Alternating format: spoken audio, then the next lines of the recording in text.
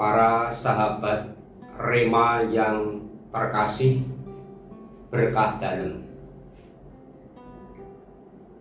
Hari ini 5 Maret kita mengawali masa tobat, masa prapaskah atau sering disebut retret agung, dengan merayakan perayaan Rabu Abu. Yang khas dari perayaan Rabu Abu itu adalah kita menerima abu di kepala atau dahi. Maksud dari penandaan itu menjadi jelas dari kata-kata yang diucapkan atau yang menyertai penerimaan abu tersebut, yaitu bertobatlah dan percayalah kepada Injil.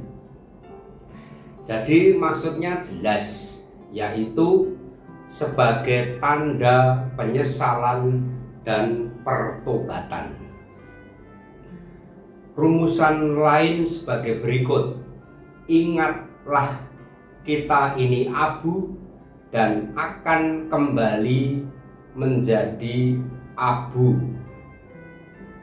Hal ini dimaksudkan agar kita menyadari kerapuan kita dan akhir dari badan kita menjadi abu, sedangkan jiwa kita akan mengalami hidup yang kekal.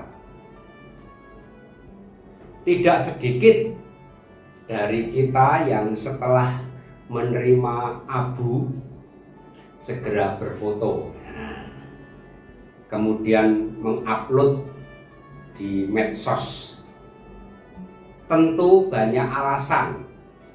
Salah satu alasan yang positif adalah mengingatkan diri sendiri bahwa hari ini hari pantang dan puasa atau memulai masa pertobatan.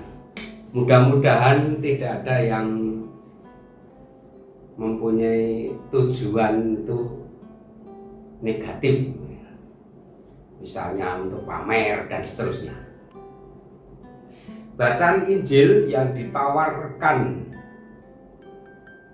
untuk kita renungkan dari Matius bab 6 ayat 1 sampai 6, dilanjutkan ayat 16 sampai 18, mengajak kita berefleksi mengenai motivasi, semangat kita menjalankan sedekah atau derma, doa, dan kemudian berpuasa.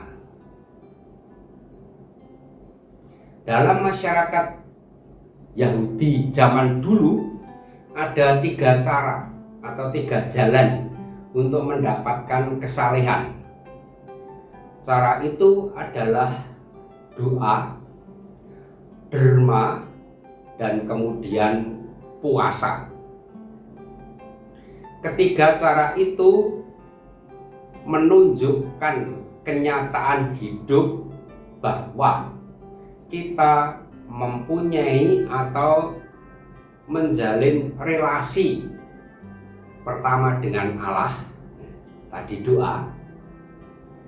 Relasi yang kedua dengan diri sendiri, puasa. Dan relasi dengan sesama, sedekah. Dan untuk hidup damai, kita harus mempunyai relasi yang baik dalam 3 dimensi atau tataran tadi. Relasi yang baik dengan Allah, relasi yang baik dengan diri sendiri, dan relasi yang baik dengan sesama. Yesus menambahkan bagaimana kita melakukan ketiga hal tersebut. Dengan kata lain, Yesus menunjukkan motivasi yang benar agar sarana yang kita lakukan kita buat sungguh-sungguh dapat mengantar kita kepada kesalehan yang sejati. Caranya apa? Caranya ialah melakukannya secara tersembunyi karena Bapa melihat yang tersembunyi. Mari kita lihat satu persatu ketiga cara tersebut ya. Sedekah. Bagaimana? Tidak perlu dicanangkan atau direncanakan, dipamerkan seperti orang munafik di rumah ibadat, di jalan-jalan supaya dilihat orang dan mendapat pujian.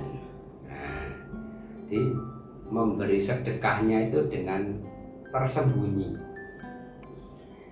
Yang kedua, puasa. Tampil biasa saja, tidak usah mukanya itu lusuh, kelihatan lelah, lesu, tapi tetap bersemangat.